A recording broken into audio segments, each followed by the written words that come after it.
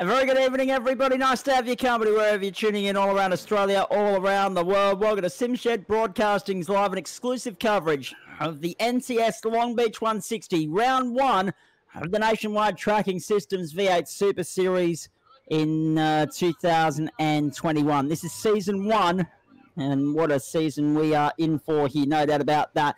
Joining me in commentary tonight, Zach Capen here in the main central commentary position, but joining me down there in the heart of the Apple Isle is a good mate of ours in Chris Kisby. Kisby, good evening to you. Welcome. Longbeach, the venue. 50 laps, the duration of this race. It's going to be a long, hard slog for these drivers tonight. Yes, good evening, Daryl. I mean, Zach, it's quite a nice day down here in the Apple Isle, and I have driven this track a couple of times, and with the V8s it was very, very slippery. Mediocre driver me, but I'm looking forward to an absolutely exciting and fantastic race tonight.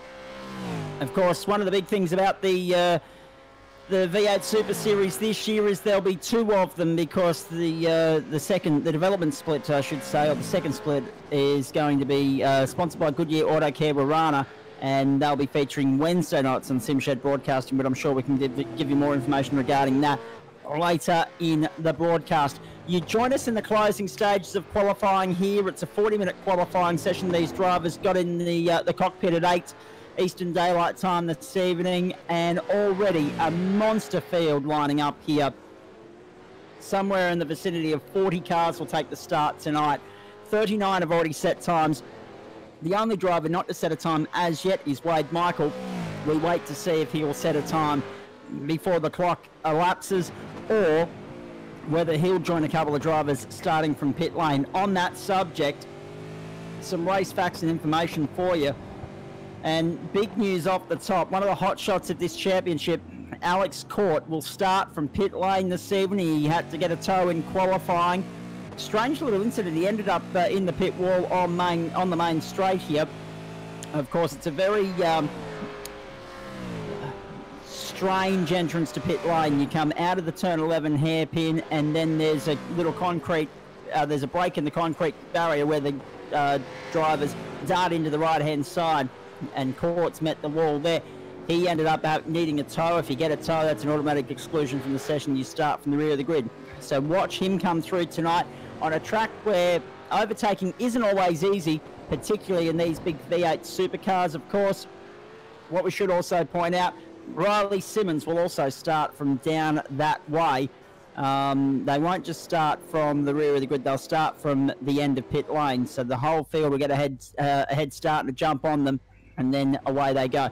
Trigger points around here, Kisby, we know, having watched some Gentlemen Sim Racing Club action here last Thursday night. Obviously the first lap, turn 1, turn 2, turn 3, and also the notorious turn 11 as well. All points where drama is guaranteed in the opening laps.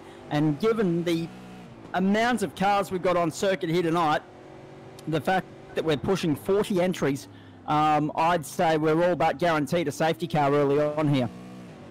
Yeah, that's right, Zach. I mean, we were driving it the other night, and turn 1 especially, coming off a high-speed straight, and trying to get those brakes and get the car slowed down enough to be able to turn into turn 1 there. And then you've got to contend with the cars coming out of the pits as well. So, yeah, it can be a bit of a bottleneck there. And the notorious last turn, where you have to slow down so much that you're almost walking. I think I could walk faster than some of these cars when they go around that last hairpin. Yeah, exactly right. Hey, I'll have a look at the times and splits for you in just a moment. You can have a look at the totem pole there on the top left-hand side of your screen. We have 40 drivers that have set times here. Wade Michael, the last of those, he's gone around at a 1:47.4. Whether he can achieve anything better than that in the closing stages of qualifying here remains to be seen. 4.5 minutes left in this session, and then we'll get stuck into a 50-lap race. Let's go through some race stats for you now, of course. The Longbeach circuit, it is 3.167 kilometres in length, 11 turns. This race tonight, 50 laps, which if you use the numbers of it, equates to 158.350 kilometres. So we've rounded up for the title purposes. never before have I seen a title in a race say 158 or 157. It always says 160 or 165 or whatever the case may be. So we've rounded up to the nearest 5 there. We've got some great sponsors on board for the broadcast tonight, and I'll get to them in just a moment. But also, we should point out a 2-stop race here, and that is a critical point that I'll come back to in just a moment from now. 52% is the fuel tank capacity on these cars. And the setup is identical to baseline, of course. The weather, partly cloudy, 18 degrees on track, it's 20 degrees. It's set to the notorious 15th of May date that we've known to come and love. And that's 8:13 sim time as you look at it on screen right there. The pace car speed, should we need one, is set to 72 kilometres an hour, pit lane speed 64 kilometres an hour. Then incident count penalties at 14x and then every 6x after that. So we're tightening the rein, we're tightening the belt on these guys and cracking the whip a lot quicker than we ever used to. No fast repair limits, so the best of the best are in the server tonight, and if they come unstuck, it's a long way back. You know Kisby from other sim races. Of course, you and I are very well affiliated with the Gentleman Sim Racing Club, and of course SimShed Broadcasting broadcasts GSRC action every Friday night as well. Those fast repairs always come in handy. So for these guys to be stepping into a 50-lap race on a street circuit where they haven't got a fast repair, holy moly, that's going to throw up all sorts of challenges for them tonight. It is, mate. It takes it from, in my opinion, and I'm all for it, because it takes it from being a game into a simulator. If you hit a wall in the real life, you're basically out unless you can pop the skink. But in my up-and-comers in the Gentleman Sim Racing Club, I'm reducing their fast repairs every 2 weeks. So by the end of the series, they'll be down to 1. I think it just brings another element into it. They have to take that into consideration for racing down. Yeah, it certainly ups the intensity and the professionalism required throughout these races. Patience is going to be the key. Consistency is going to be the key here. These races will not be won on the first corner, and they won't be won if you end up in the wall. So there'll be a little bit of cautious, a little bit of a cautious approach, I would suspect, from some of these drivers in the early stages here, not wanting to throw it away, not wanting to end up in the pit lane. On the subject of the pit lane, though, let's quickly talk about this, Chris, because this is a big and interesting talking point coming into this race, and we are in the closing minute and a bit of qualifying now. When we get to the pit stops, we're told that it's going to be a 2-stop race. Okay, 50 laps around here, a long way, as we know. 2-stop race. And what's interesting about this is they aren't allowed to take on any more than one new set of tyres. They've got 2 sets of tyres for the race. The one that they're qualifying on, which will be, I dare say, the one they start on, and then they'll have a fresh set to put on later in the race. But this is where the strategy comes in. They've got to make the decision as to whether they put the tyres on in the first stop or the second stop. So tyre wear is a factor that we're going to have to keep a close eye on tonight, because it could well decide the race. It could. I mean, they could go out and qualify and then sit on those. I'm not sure whether it works this way or not, but then put on a fresh set to put first half of the race in, 3/4, and then go back to their qualifying tyres for the end. I don't know why they would do that, but I would probably start with the used tyres and then have a fresh set of boots for the end of the race. So it'll be interesting how it plays out. Indeed it will be. Hey, I'll keep you abreast of some Australian Open action throughout the course of the night. So, ladies and gentlemen, as I've said right throughout the week so far, as the checkered flag flies and qualifying is at an end, so this will be the last flying lap for these drivers now, and we'll get to the qualifying times in just a moment here. Very competitive, as you can see on the totem pole on the left-hand side of your screen. Ash Barty fans, good news for Ash, as I've said all along. Tennis on one screen, us on the other. No excuse not to miss both while the Australian Open is on over the next fortnight. Ash Barty threw 6 love. She defeated her opponent in straight sets. The double bagel, very simple, basic, pure, dominant performance from Barty there this evening. Dasha Gavrilova next up on the Margaret Court Arena as well here after the Kevin Anderson match. So Dasha will be worth watching a little bit later on tonight. In the meantime, let's focus on what's happening here before you, ladies and gentlemen. And if you're watching our coverage of the Goodyear Auto Care Burana Bathurst 1000 in December, A lot of these names will be familiar to you, but there are some new names joining this series as well, which will be really good to see. Rainer Costello has provisional pole position here. He has it by 1.3 tenths of a second over Cameron Jones. Bradley Vaughan is third. Lassif Leonage, of course, the number one. He's fourth on the grid here.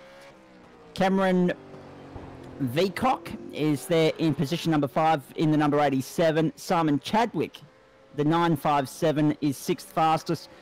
Ashley Davis, Jacob Brewer, Ben Morris, and also Sean McNamara rounding out the top 10. Of course, Ben Morris, Sean McNamara, names that you know well. We'll have a look at the full grid in just a moment. What's interesting here, Kisby, is if you look at the margins, that's quite phenomenal. The top 17 separated by less than a second. In fact, the entire field only separated by 4.2, and the top 34, I think it was, just over 2 seconds. So it's nice and tight. There's going to be battles everywhere we look tonight, and that's what we love about sim racing. It sure is, Zach. All I can say, mate, is I'm glad I'm not racing there because I'd be left right out. Yeah, it's. I was just looking through the runs there, and it's amazing. It's going to be it's going to be absolutely amazing for me to watch the caliber of these guys going around this tight, tricky track. And I've driven it a few times, as I said, in a few different cars, and some with better success than the others. I did quite well with the TCR car here, but yeah, it's just amazing. Looking forward to your insight throughout the evening, Chris Kisby. Rainer Costello and Cameron Jones, the front row. Bradley Vaughan, Lassif Leonage, second row. Cameron Veacock, Simon Chadwick, third row. Ashley Davis and Josh Brewer, fourth row. Fifth row, Ben Morris and Sean McNamara. Sixth row is, of course, where you'll find the 88 of Dean Powell and also Alan Dawson. Seventh row, Robert Crisdale and Peter Crossingham. Eighth row, Darren Caldwell and Craig Schultz. Ninth row, Mitch Campbell and Blake Urquhart. 10th row, Brian Cooper and Chris Ireland. We go back outside the top 20. The 11th row is where you'll find, well, Alex Cord is scheduled to start 21st, but we know he's starting from pit lane. Tim Mufford from 22, Scott McCune and David Kirby from row 12, then Matt Davis and Jason Dibadito from position number 26, Daniel Schultz and Jet Johnson. Yes, that Johnson, the famous name on the grid here tonight. Jet is, of course, the son of Stephen, the grandson of the famous Dick Johnson. He's starting from 28. Lindsay Hobbs and Steve Vella from row 15. Then John Nicolieff. And then we go back to David Leslie, Chris Barnes, Riley Simmons, Craig Hopkins, Sam Katagazinas, Craig Newell, Liam James, I should say, and then Jim Delios and Wade Michael. How about that? Revs rise, cars roar. 160 kilometres ahead of us. The round one of the NTS Super Series, the NTS Longbeach 160. A nice conversion off the line from Rainer Costello. Took Bradley Vaughan with him. Vaughan converted beautifully off the line to range up on the outside of Jones and get up in a second as they run down to turn one. He wants to go for the lead as well on the inside, and there's contact at one. Into the wall goes Costello. Massive carnage at turn one. In fact, I'm surprised they were able to get through there. But the pole sitter in the wall at turn one. Car number one is still trying to get out. Lassif Leonage caught up in that as well. Here's the replay. Contact at one. On the simsnap.com racing photography replay. Rainer Costello, Lassif Leonage buried in the pack. Here's Lassif. Here's what happened to the number one. Just, did he get a bump? Did he get a nudge? Or did he do it all on his own? Smoke in the car. No, there was a definite nudge there. There was a definite nudge there. Yeah. In fact, to be honest with you, Chris, with the two of them in the wall, Rainer got pretty lucky. He was able to get out of all of that without losing too many positions, but he will have damage. You can't have an impact like that and not have damage. But really well done from all concerned not to block the circuit there, because once you had two go around, that could have been a recipe for disaster, but everyone's behaved themselves. It has. It's so hard to get going again once you turned around there and you're trying to get out. You basically got to sit there and wait for almost the whole field to go past before you can actually get out and get yourself back and running again. But it's good to see that Bice has gone in and missing a bonnet, but he's still travelling around there at the moment. Magnificent pictures coming in from Longbeach, California. We're right on board with Cameron Jones, chasing Bradley Vaughan. Rainer Costello won't be too far behind them, as we say. He didn't lose to as many positions as you might have expected, having been turned around at turn 1. Now currently 5th. So he's only dropped 4 spots, which in a field of 40, he'll take that, I think. He'll work forward from there. Oh, I think so. We had a 126 from Bradley Vaughan in that last. Obviously, the lap times are going to be out because of the carnage there. But yeah, they'll pick themselves back up again, get into a rhythm, and away they'll go. Indeed, they will.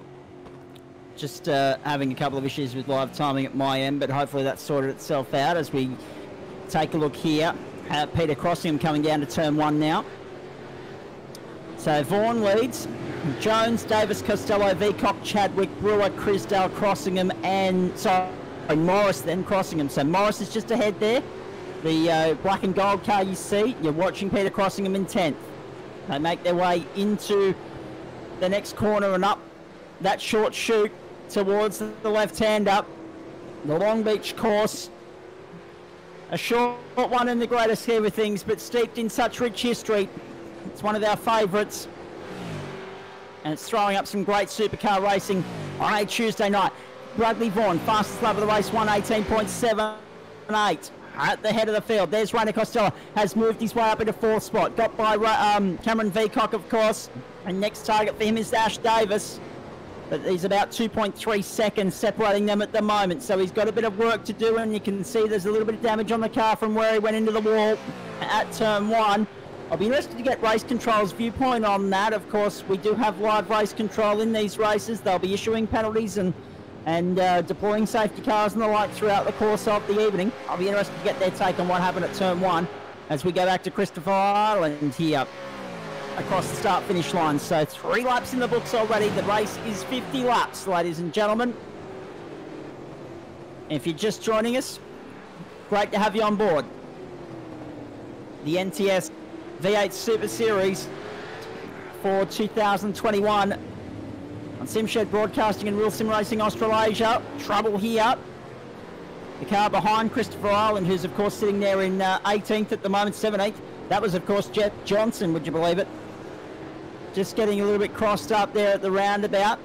Balked himself on the run through, but didn't cost himself a tremendous amount of time. As Island moves up.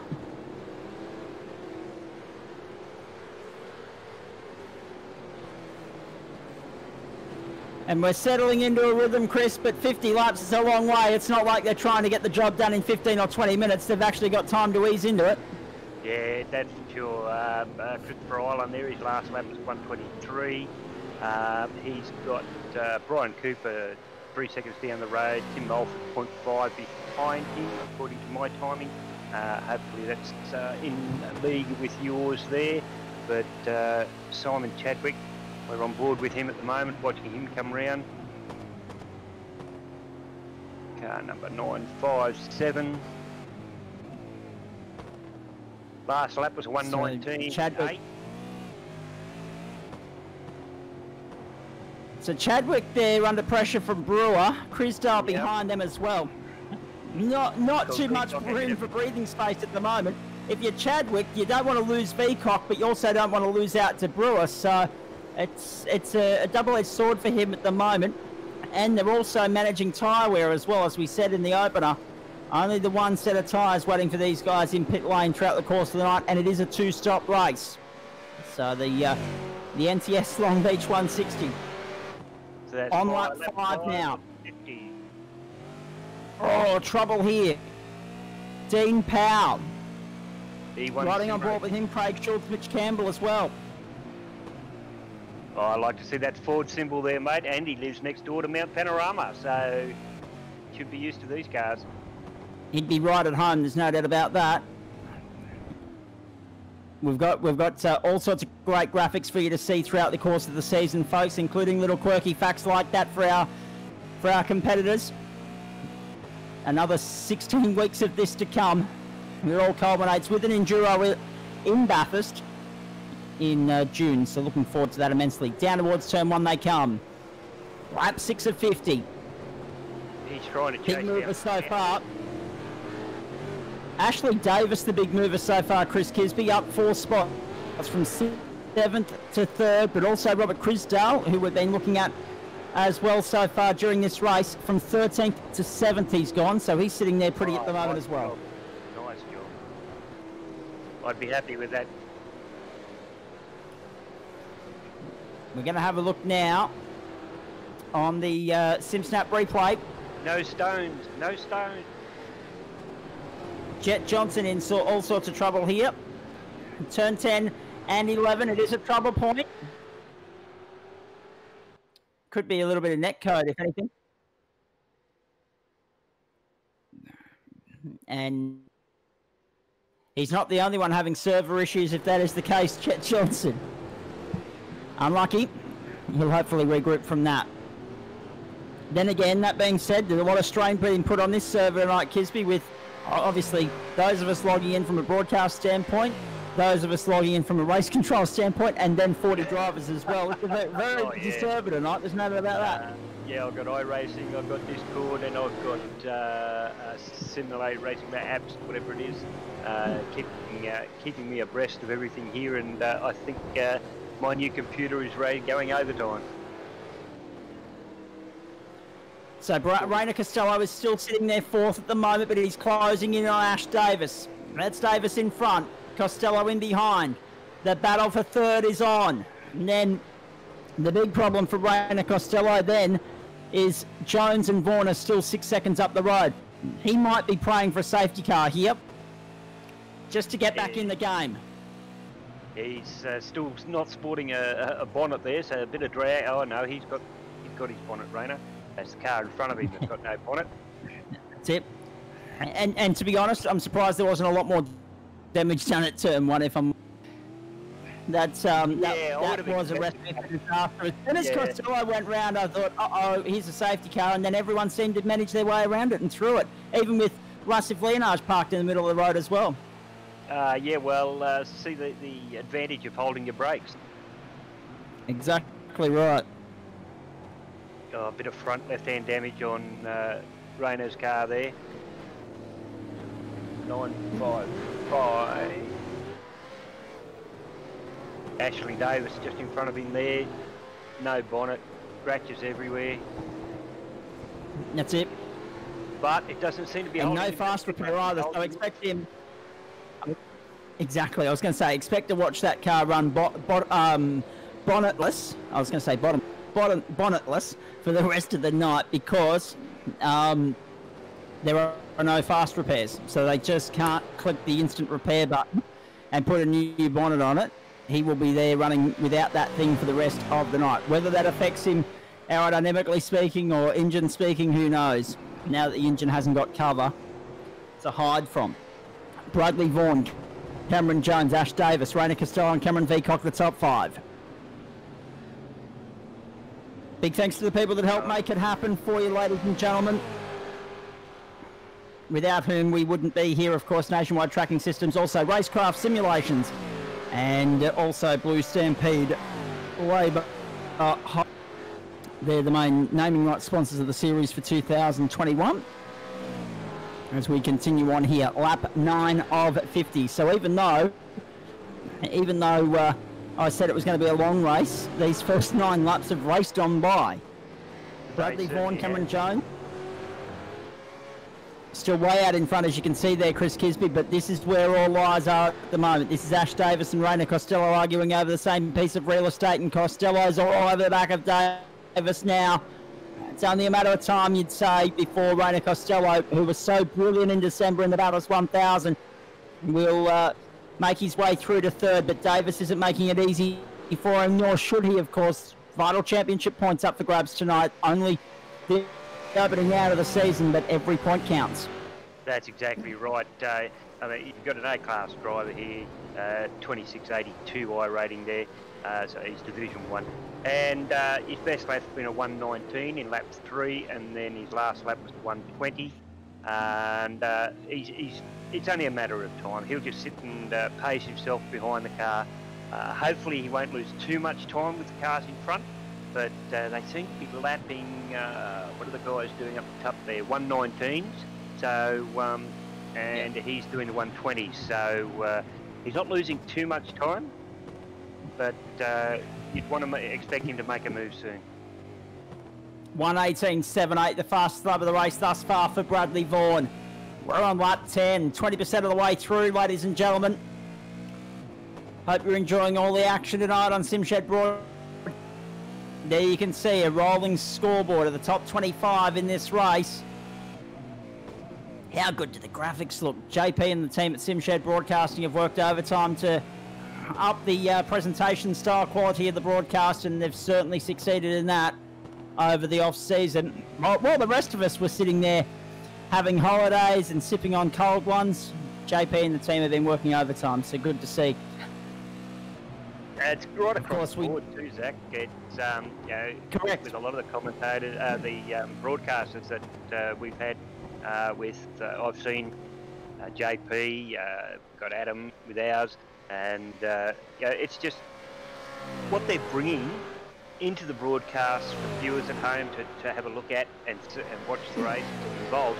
It's no less than what TV quality, I reckon. No, exactly right. And this is as close to TV quality as you'll get in sim racing. Now the circuit, interesting to note there, just having a look at the timing monitor there that JP just had up. This circuit must be split into 4 sectors on iRacing. Of course, normally it'd be split into 3 sectors for most circuits. That's usually the case, unless it's MotoGP. They split into 4, but iRacing have obviously gone for the latter approach as well, split the circuit into 4 different sectors. It should come 11 of 50. Rayner has got past. He's up into 4th now. Keep your eyes on this battle as well, Chris Gisby. This is the battle for the lead. Vaughan and Jones. Bradley Vaughan, Cameron Jones. They're sitting there 1 and 2. Neck and neck at the moment. The 2 Holdens doing battle through turn 10.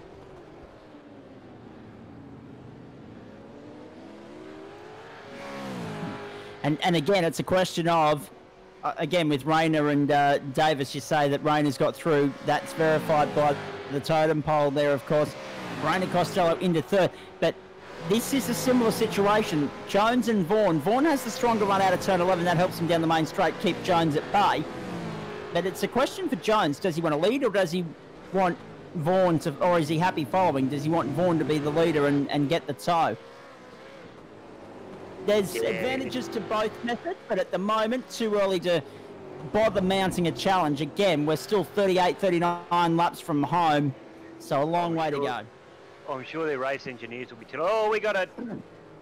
I don't know whether you'll pick that up. I might be too early. No. I am on live, so there was one into the wall there that I saw, but hasn't come up. That's okay. I keep going for the reverse button and the crashes button, but I forget that I'm not on race control tonight. That's right, exactly. It's a bit different from this side. I was going to say too, I'm glad you're ahead of me. My timing's still a lap behind at the moment, so I'm just relying on the graphics coming through from the broadcast at this point in time. Technology. It's a lovely thing when it works. 11 of 50 is what I'm on. 12 of 50. 12 of 50, yeah. So we're pretty close. Also worth noting, Jet Johnson's come in for a stop. He was in the lane for 25 seconds. Chris Barnes came in for 27 seconds. Sean McNamara, Liam James, I'd say, are both out of the race. They've been in the pit lane for as long as they have. They're certainly out of contention. They won't get 4 or 8 laps back in the 50-lap race tonight. And everyone from Ben Morris in 25th down is at least a lap down in this race. So you've got to be on the pace to be at the pointy end here. Bradley Vaughan and Cameron Jones are just that. Rainer Costello's another 8 seconds down the road, but sits there third, keeping Davis at bay. V Cox closing in on them as well. We're looking at the battle for 5th at the moment, or 8th that should be. Davis, Michael, Vella, Chadwick, Schultz, Dibatito. A shortage of action out there at the moment. I hope you're enjoying it wherever you're watching around Australia. Do let us know if you're tuning in via the Real Sim Racing Australasia Facebook page or the SimShed Broadcasting Facebook page. I've got my eyes on the SimShed Broadcasting page. Everyone else will probably be on the Real Sim Racing Australasia page, but wherever you're tuning in, let us know so that we can say good evening to you. Rainer Costello now sits third, but watch, because Davis hasn't let him get away. And Cock and Mulford are there as well. Through turn 1.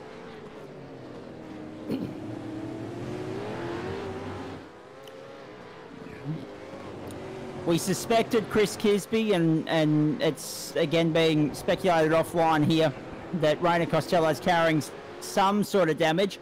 We just don't know what. And based on how heavy the hit was on the outside right wall at turn 1 there, it wouldn't be surprising to see that he is carrying some sort of damage, I'd say. Yeah, that's right. I was looking at the front of his car earlier, and the left front was a little bit crumpled there. So I would say that some sort of aero damage there, costing him a little bit. But you've got Bradley on his last 119.8. Cameron was a 119.7. And Rainer was a 120, so they're going to go for it. Oh, they threw each other a dummy there. Costello flicked it right coming out of the last corner, and then that led Davis to think that he might be going into the lane. He wasn't. Then Davis threw the dummy to Cock and Brewer. Well, and all the meanwhile, there, it comes up on you so fast, that little hole in the wall pit stop. And there's no indication as to... Normally you would get a pit entry run-in and a pit entry exit. Here we've got just an exit. Yep. There's no pit entry running.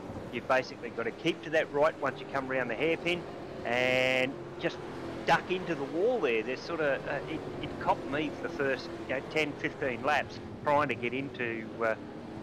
find out and learn where the pits were. Trouble around the hairpin. I was going to say the other thing too, in trying to go into the lane and then opting not to, Davis cost himself time in the battle with Costello there. Costello's put a second on him. So, well, it wouldn't, because he'd have gone to the left. That's right. So he would have gone to the left and kept it flat out, and then to make that jerking movement, he would have had to back off, which now he's cost himself by trying to fake. So you live and learn. Exactly. Great to have your company wherever you're tuning in. Tuesday night motorsport, SimShed Broadcasting. Still plenty more where this comes from, or this came from, I should say, over the course of the next 16 weeks. Some cracking venues on the calendar. And in fact, next Tuesday night, 8:30 Eastern Daylight Time, make sure you come and join us for the second round of the series. Barber Motorsports Park, sprint format similar to this, but the race will be slightly less in terms of laps. It'll only be 40 laps next week from Barber Motorsports Park. Then Oran Park, which is always a favourite, the Circuit Gilles Villeneuve, and the Sonoma Raceway in California. So we start in California, and in 4 weeks' time, we're back in California as the season winds on. Of course, Bathurst will be closing out the championship, but there's a few venues and dates and times to be locked in between now and then. But what we want you to do is lock Tuesday nights, 8:30 Eastern Daylight Time, 7:30 Eastern Standard Time, into your diary for the next 16 weeks and come and join us and have some fun. The Nationwide Tracking Systems V8 Super Series. Black flag. Vaughan, Jones, Costello, Davis and Cock at the moment, the top five. Sorry, Chris? Black flag for Jim Delios, 3. No idea what it's for because we don't have race comms into race control, but it's come up on the thing there for a black flag. Certainly has. So that'll be a transit through the pit lane, I would suspect, or a stop and hold, one of the two. And we've got a great night of racing ahead for you here. Hope you're enjoying what you've seen thus far. First round of pit stops not too far away. It is lap 17 of 50 here. It is a two-stop race. And Sean McNamara is in the commentary box for the first time this evening. Good evening, mate. Nice to have you on board. Thanks, guys. Thanks for having me. How are you finding it so far? Oh. Yeah, it was. Looks obviously I'm out now, but look, it's a cool little track. Plenty of action. Boys are getting into it, so pretty tight at the front. I've got one of our cars, Ash, up the front there at the moment, so it's good. Just before I come back to you, Sean, we've got a car here stopped out of turn 11 trying to find its way back onto the racetrack. That keeps finding the wall. I'm just having trouble picking up exactly who that is at this point in time, but... Yeah, I can't quite make out the number. It's Jim Delios. Jim Delios again. So he was about to come in for a black flag, but he'll continue on around for another lap this time. Sean, just talk us through, because I mentioned there a couple of moments ago that you might have been out of the race. We saw you in pit lane. We saw the timer keep on ticking away. You've confirmed that you're out. What exactly happened, mate? I just unfortunately just had a moment in that last corner there, so bit of a glitchy thing, but yeah, unfortunately it's ended. It was a fair bit of repairs after it, so but yeah, had a bit of a rough start anyway, so that's okay. That's then the brakes. Thankfully we've got to drop you around, so we'll get away with it and get back into it next round.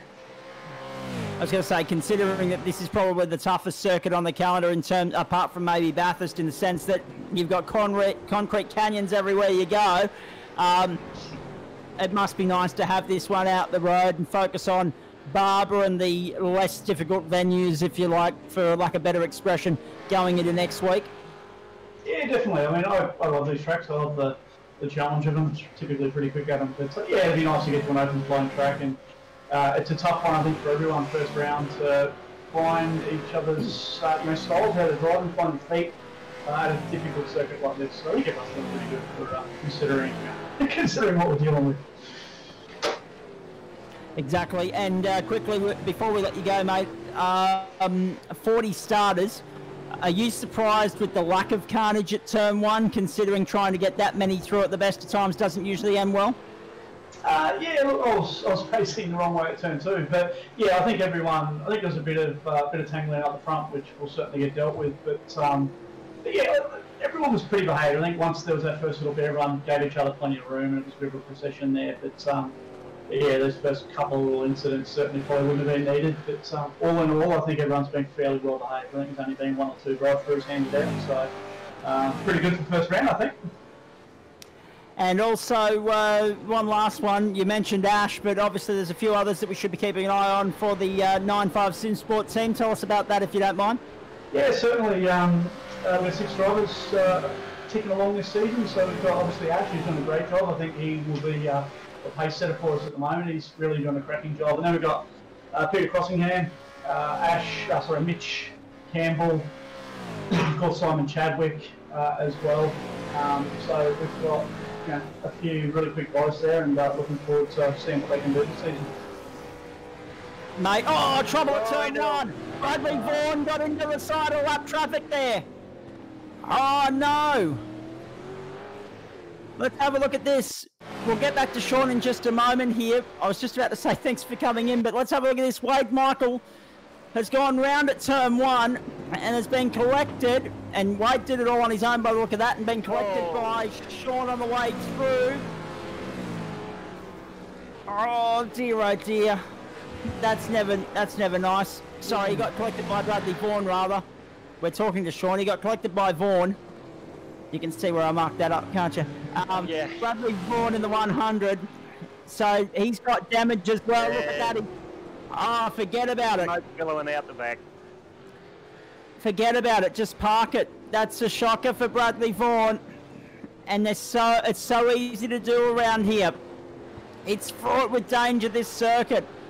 Smoke billowing out of the back of that Commodore at the moment. This will certainly be a pit stop. You had back markers coming in, you had a car coming out of the pits. Never a good thing when you're going into turn 1. Never a good thing at all. And it's such a blind corner if you've got a car parked there on the inside, and it's on the racing line. Oh no. Rainer Costello's in the lane now as well. Pit lane, a flurry of activity at this point. No safety car yet. Peter Crossingham now comes into the pit lane as well. Game-changing moment for Bradley Vaughan in this race. What will that mean in the greater scheme of things? Lastif Leonage back out onto the racetrack. They're all diving in at this point. Sean, you couldn't have timed that better, mate. He got into the commentary box just before all hell broke loose. Bad luck tonight, but we've got the fingers crossed for the rest of the team, and we look forward to having a chat to you next week, mate. All the best. Indeed, guys. Have a great night. Sean McNamara, great to have him on board. Constant front runner in this championship. Wasn't to be his night tonight, but keep an eye out on him. Another car parked in the back of turn 9 there. Oh boy, we certainly needed that for a little bit of an adrenaline rush. Bit of a shake up now. There's been a lot go on in the first 20 laps here, but now things are really shaken up. Across the line we go. Jacob Brewer down the inside to go to third on the inside of turn 1. Well, again, it's one of those. You've got to feel for Bradley Vaughan there, Chris Kisby. I mean, you do. Without going into too much detail, it's so. It's so heartbreaking and gut-wrenching for these guys when they put all that hard work in and then they get caught up in an incident that's not their own fault. Well, that's right, and yeah, I've been in that position many a time. A, it's because it's blind corner. B, you think you're clear and you try to get out of the road, but you're not, and then the car comes around the corner. There's just so many aspects of what you're trying to think of, especially when you know front runners are coming through, or even cars that you're a lap down to. You're trying to get out of the road, you're trying to find your gears, and it just goes astray. But it's a real shame for Bradley Vaughan there. Indeed it was.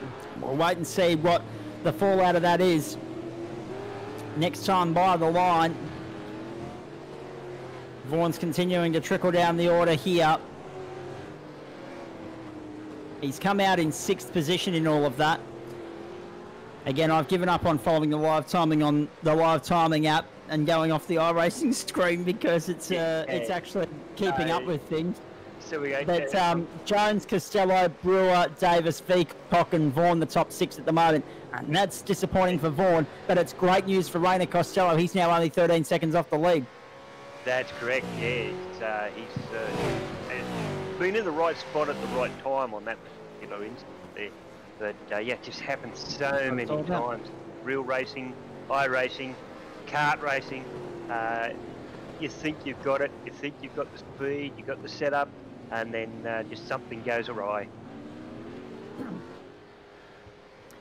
Indeed it does. Lap 22 of 50 here. So not quite half race distance for you. Now we get on to lap 23. Cameron Jones, the race leader. The car on your screen. They head to turn 1.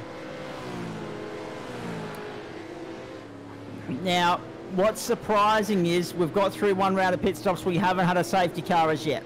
They haven't thrown a safety car. We've had enough drama to probably warrant it on any other day of the week. But that's the beauty of sim racing, Chris. You can get away with a little bit more before the safety car is called upon. Yeah, you can, but wouldn't be my my preference. I'm more into the simulator side of things rather than the game side of things, and I'd probably like to see it, especially at this calibre, into what would happen on a racetrack should happen in here. And correct. I'm going to upset a few people for that, but I heard several times today, but it's only a game. But yeah, some people, I'm driving around what would be a $200,000, $300,000 car. I think I was in the Ford F500. Yep. And they said, oh yeah, but it's only a game. And I said, no, come on, it's not like that. Yeah. If I wanted a game, I'd go and get an arcade game. I'd go and get Forza or something. just to go back to what you said there about upsetting people, don't worry, mate. I do it every day. It's just one of those things. Unfortunately, freedom of speech, freedom of opinion, upsets the people these days. Unfortunately, although we still have freedom of speech, which exactly right. astounds me that people haven't got that memo yet. Anyway, as I say, I've long given up trying to win a popularity contest. I'm not going to start now. Lap 24 of 50. Hope you're enjoying Tuesday Night Motorsport for SimShed Broadcasting and Real Sim Racing Australasia. Nationwide Tracking Systems V8 Super Series Longbeach 160. Round 1 of the championship.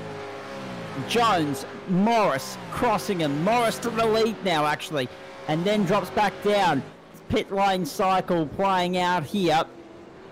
Jones, Christelle Vaughan, Morris crossing him. Dawson, the top 6 showing on your screen there at the moment from Schultz, Kirby, and then Mulford with Hobbs coming in there as well. So a lot happening out there at the moment. Let's take this opportunity to ride without some commentary for the moment, ladies and gentlemen. Let's crank up the volume and have a listen to these V8s rip roar around Longbeach.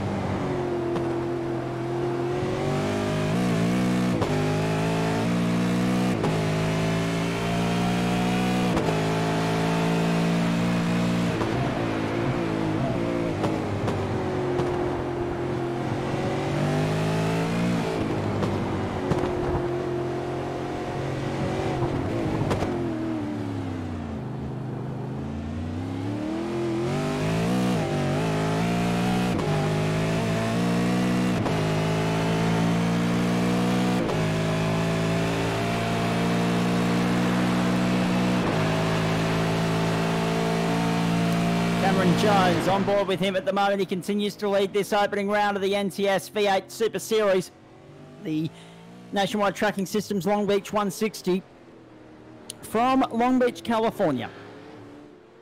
Zach Cabe and Chris Kisby with you in central commentary tonight. Good evening to those of you tuning in via the Real Sim Racing Australasia page, and also, of course, the SimShed Broadcasting page, and also across Twitch and YouTube as well. Streaming across all platforms at the moment. We'll try. Dick Johnson was unveiled the new cars today. He certainly did. Up here in Queensland, actually, at his headquarters. And we wish them all the best for the new season, which is now just over a fortnight away. No sooner does the Australian Open wrap up, then, of course, the supercar season gets underway. The Repco Mount Panorama 500 will be the first event of the championship, and you'll see it on 7 and Fox around Australia. I'm not sure if they're updating their graphics package now that we're running a very similar package, but we'll wait and see on all of that. There was something teased about a new graphics package. I hope not, because this one looks quite fine as far as I'm concerned. All right, that being said, I have to say, the 7 Network and AVE unveiled a new graphics package for the Shannon's Nationals at the start of the year, of course, with Race Tasmania and the TCR. I was a little bit disappointed because I didn't think there was anything wrong with the graphics package that 7 had prior to that for motorsport. It's been there since 2013. A change isn't always as good as a holiday, but yeah, we'll wait and see how all that plays out. Cameron Jones continues to lead this one. He's out to a 16-second lead. Jet Johnson currently going around in 123.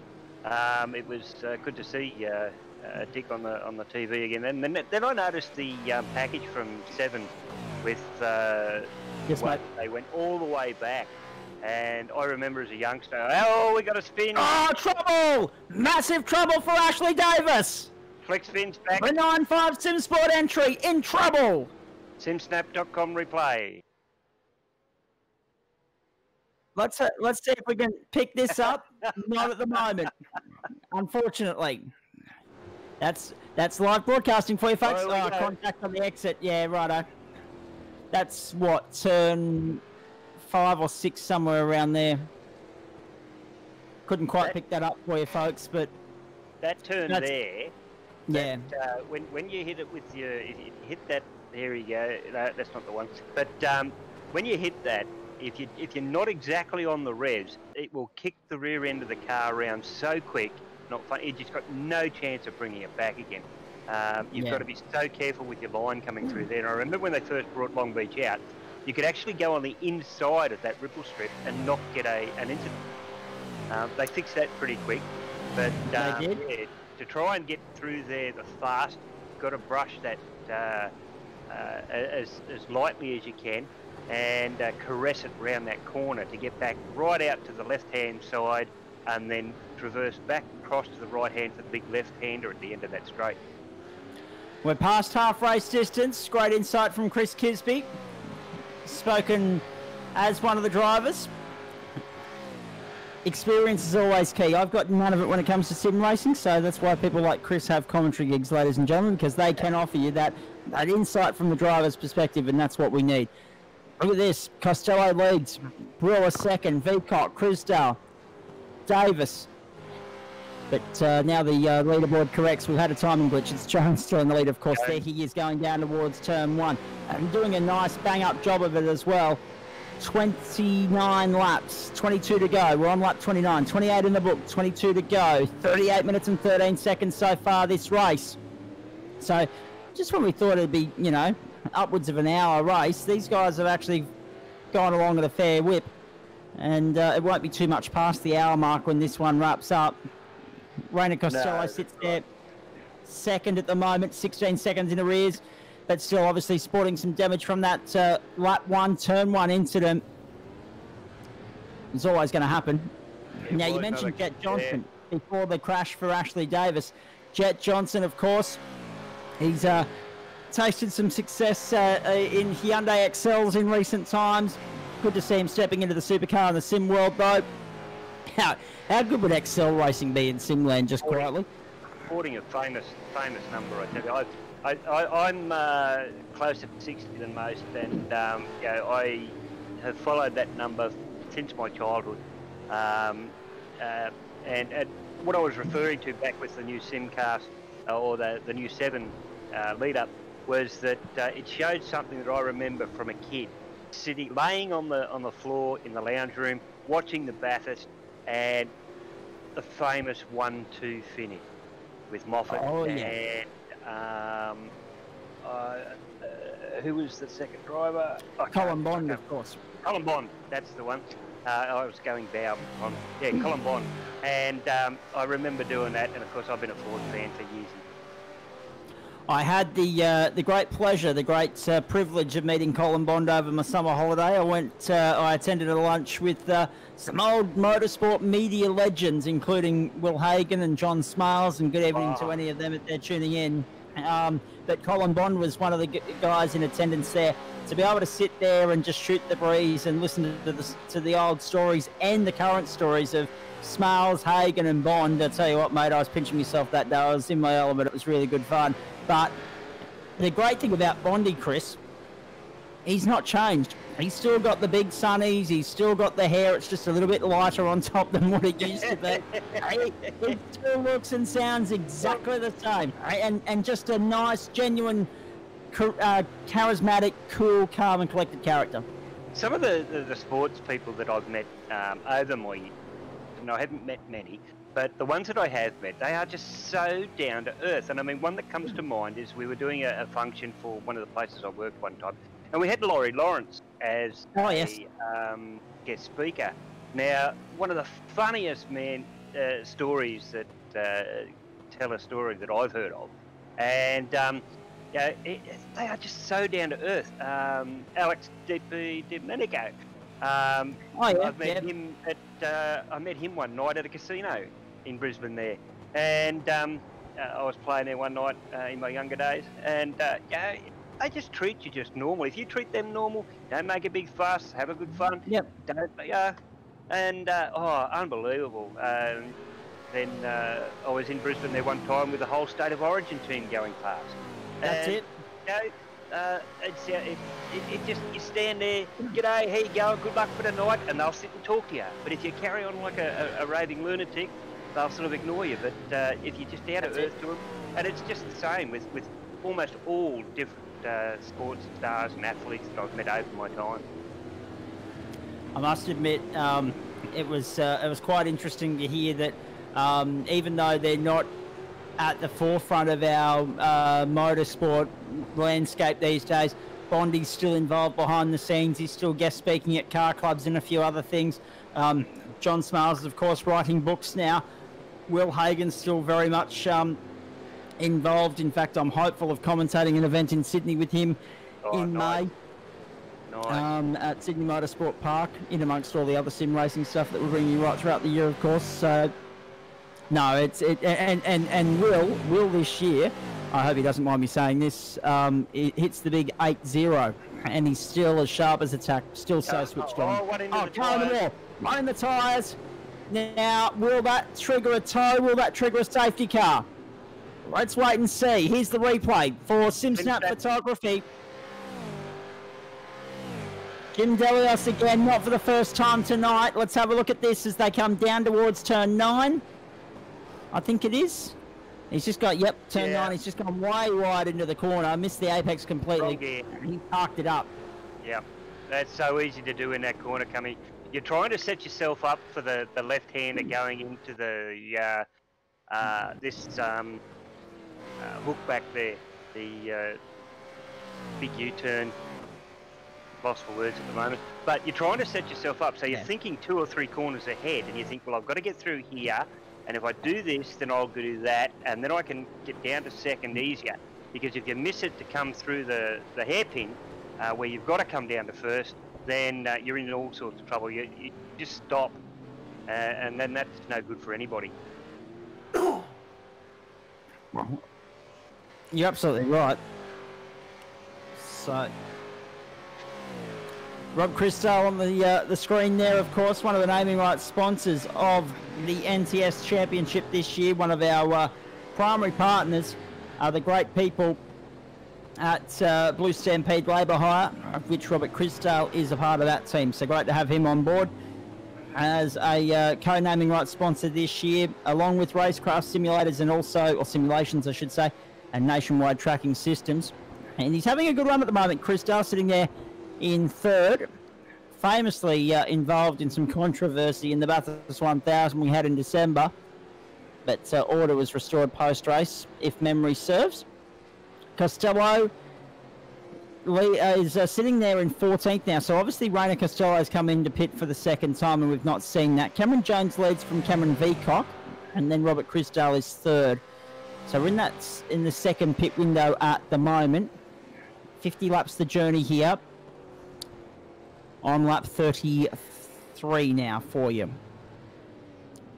Cameron Veacock sits there nicely. Distant second. As they come onto the main straight, the margin is massive. It's out over 28 seconds from first to second here. 29.8 to be specific. But Jones and Veacock are a comfortable 1-2 right now for the United Sim Sports team, as they make their way into turn 1 around some light traffic there. So let's go through the field. Just looking down, the top 22 are all on the lead lap. That bodes well for what's to come. But what will surprise a lot of people, I guess, at this point is that we haven't had a safety car, and that has not helped a few people here in trying to stay on the lead lap or trying to get back in the race, or even come into the pit lane and repair some damage, and around goes another one. Right in the line of view. Great evasive action from all concerned. Simsnap.com, iRacing Photography replay here for you. There is David Kirby that's gone round. He's just up over the potholes, and he's just looped it all on his own. Too early. Yeah, too early onto the accelerator there, and he's just popped it. So easy to do. Oh, yeah. So easy to do. But I'll let you finish off the roundup there, and then I'll have one last comment on my younger days, because I just remembered one that was Actually, stuck yes. in my mind. Let's come back to that in a moment, shall we? 16 laps to go here. Jones in complete control. Veacock, Crisdale, Davis and Morris the top 5. But is there a sting in the tail?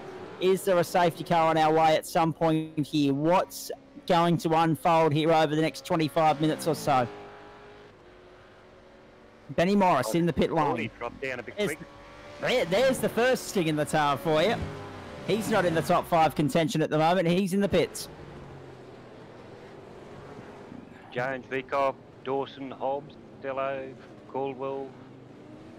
Davis seems to be running down the tree at the moment. He's fighting back, of course, after getting caught up in an incident there earlier. He was too. Yeah. But what exciting racing! I mean, it's all over the track too. There's little battles going on everywhere. Bodes well for the rest of the series, Kisby. If these numbers keep showing up week after week, we're in for some cracking racing. And of course, you're going to get them. The more that they race together, the more they get to know each other. The more they know their moves. So your racing's going to be even closer the longer we go on with the series. Second and final pit stop there for the NTS entry. Coming back onto the racetrack there.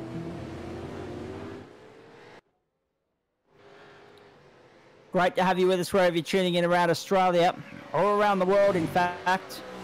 YouTube, Facebook, wherever you're tuning in. Good to have your company on a Tuesday night for the SimShed Broadcasting Rules Sim Racing Australasia programming. That is the nationwide tracking systems, the NTS V8 Super Series and the NTS Longbeach 160. Jones, Veacock. Oh, jeez, he did well to gather that up, didn't he? Nicely gathered up there. Unbelievable.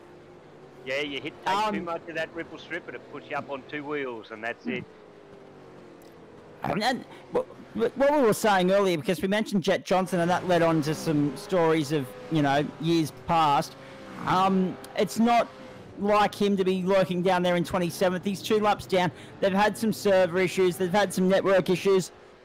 And that's just, unfortunately, Chris, an unfortunate part of the cause here, part of the program, part of the process, if you don't mind. Cars in pit lane at the moment as well, completing their second round of pit stops. But it just goes to show that whether it's the real world or the sim world, none of it's perfect. And iRacing isn't susceptible to gremlins occasionally from time to time. That's right, Zach. I mean, it's the unpredictability comes into it with internet and iRacing itself with the servers. It comes with the providers. It's just, as you know, we've had a few issues with me over the last few weeks, or not few weeks, few nights, with race control and all that sort of stuff there. But that brings the Joneses in. Right here, Cameron Jones in the pit lane. The race leader in the lane. His second and final stop. Continue, Kisby. Sorry. Yeah, so yeah, it brings that unpredictability into the iRacing, where you'd think it'd be, oh yeah, okay, you're not going to have anything here. You've got no repercussions. You go, but you do have repercussions if things go wrong. So in the real world, you might snap a water hose. You might get something stuck in the air filters at the front of the car. Well, here it's you might get a spike, you might get a blink, you might your internet may go down for a second or so. So you're getting that unpredictability of what's going to happen and what's going to unfold during the race, and you have to teach yourself to deal with that and then come back. Yep. If you can. So on lap 38, Jones is the leader from Caldwell, Costello, McCune, Brewer, Veacock, Davis now 6th, Veacock 7th, Crisdale, Ireland, Urquhart. So that's about how it's sitting here. Brewer, we're on board with him at the moment. Looking down on the inside of McCune to turn 1. Nicely done. Nice move. Brewer to fourth. Nice clean move. McKeown wants to fight back on the run through to the roundabout and got him back. Oh, sharp driving there from McKeown. That's not easy and to now do. look at Brewer back on the inside. It's on 4. There's a touch, but Brewer goes through. Will Race Control look at that and think racing incident? Will they penalise someone? I'm not sure. But it looked clean to me. It'll depend on the beat killer. Yeah, it'll depend on the overlap. Yeah, significant overlap is what they call it. And if you've got the significant overlap and you're on the inside, then the corner is yours. So the guy on the outside has to give you racing room. So you're not allowed to change the height as you're going through. And neither one of them did. But neither one of them gave an inch, but neither of them blocked or made life any more difficult than they had to. They kept their racing line, and that's the main point that we wanted to make there. Brewer sitting there in fourth. Has managed to pull away from McKeown, and McKeown now under pressure from... Actually, no, he's not under pressure. That's a lap car behind him. My apologies there. So Jones leads from Caldwell and Costello. Quickly jumping into update things from Melbourne Park. Daria Gavrilova's up on Margaret Court Arena next, ladies and gentlemen. Kevin Anderson, one of the greats from a Wimbledon semi-final a couple of years ago. He's out, gone, round one. That many seeded players, or that many recognisable names being eliminated in the opening round, it's quite extraordinary what we're seeing at Melbourne Park at the moment. And Stefano Tsitsipas doing it quite easily on Rod Laver Arena right now as well. He's 6-1, 6-2 and 2 love up in the third as well. So, again, more updates from the Australian Open as they come to hand, but I just thought I'd get that one in while we got a chance. Now we'll focus on the final 10 or 11 laps of this race here. Ash Davis sitting there 6th at the moment, under pressure from Cameron Veacock. And then Robert Crusdale sits 8th. So we've got a nice battle pack emerging here for 6th, 7th and 8th. If Crusdale, I should say, can latch onto the back of Veacock. Or will Veacock and Crusdale get away? Good racing. Hope you're enjoying it wherever you're tuning in, folks. This is super stuff. Into turn 11, they'll go once more. The double apex left at 10, the right at 11, onto the main straight. Look at that, getting the hurry up this time round. Caldwell in the lane. Caldwell in the lane. Davis continues there in 4th. Veacock in behind him in 5th. Still not game to have a look just yet. And Raina Costello. Oh, no! Oh, that bang! Davis is done! And that's how easy it can happen. Oh, forget about it. That car is a right raw mess. Here's the SimSnap replay.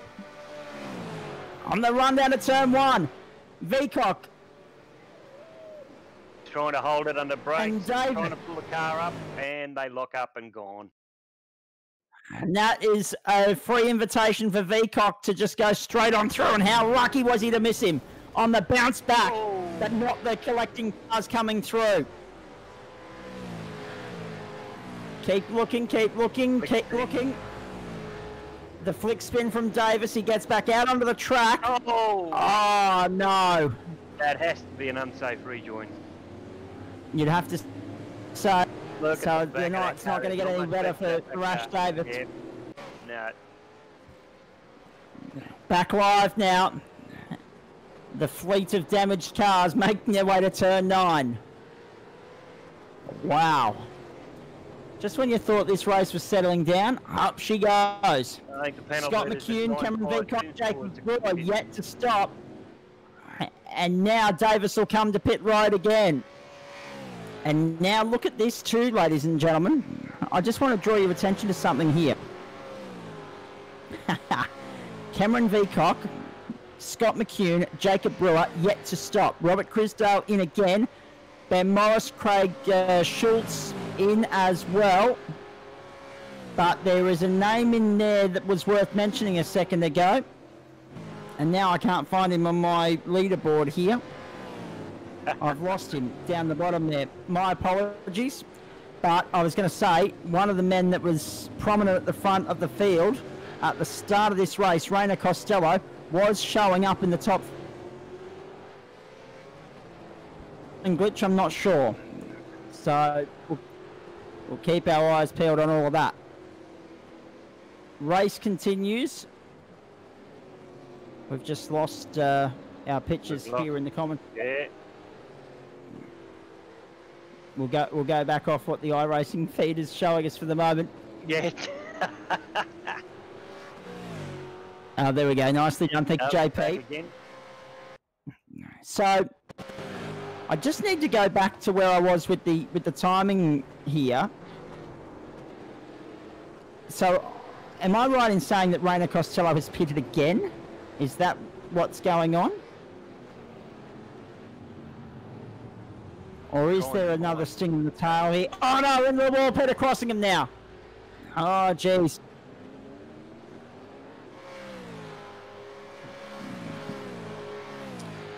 Copy that. So Peter Crossingham comes across the line in 12th. They've all got a lot of damage here. I don't think there's an undamaged car in the field. There'll be a lot of panel beaters lining up to have a crack at this at the end of the race. Don't worry about that. Yeah, Cameron Jones sits there as the race leader. Yeah, up until the point where he slipped right down the field, Reina Costello was back up inside the top two. But unfortunately, he's had to go in and pit again. So that's unfortunate. Cameron Jones, Craig Schultz, Ben Morris is what's showing as my top three at the moment. Closing stages, round one, the NTS Longbeach 160 for the NTS V8 Super Series. Next stop, Barber Motorsports Park. Same time, same place next week across Real Sim Racing Australasia and SimShed Broadcasting. Live and exclusive from 8:30 Eastern Daylight Time. Hope you can join us then. Lassif Leonard sitting there in 8th. Nice fight back from him after being pointing the wrong way in turn 1. On lap 1.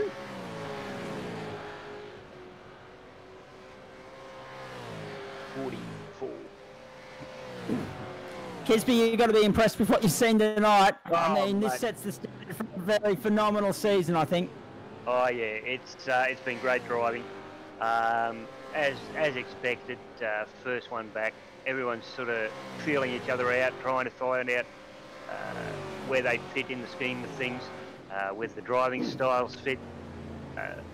They're looking at the strengths of different drivers. I know when I'm practicing with others, I tend to follow occasionally and try and pick the strengths of guys that are around me.